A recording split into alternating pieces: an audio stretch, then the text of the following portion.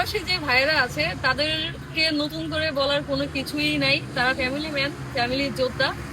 পরিবারকে সুখে রাখার জন্য, নিজের মা বাবা ভাই বোন সবাইকে ভালো রাখার জন্য তারা কিন্তু দেশের বাইরে গিয়ে, অর্থাৎ পরিবার থেকে অনেক দূরে গিয়ে পরিশ্রম করে অক্লান্ত ভাবে। তো তাদেরকে নতুন ভাবে কিছুই বলার নাই। দেখা যায় বিভিন্ন ফেস্টিভ্যাল আমরা পরিবারের সাথে উপভোগ করি, কিন্তু তারা কিন্তু পারে না।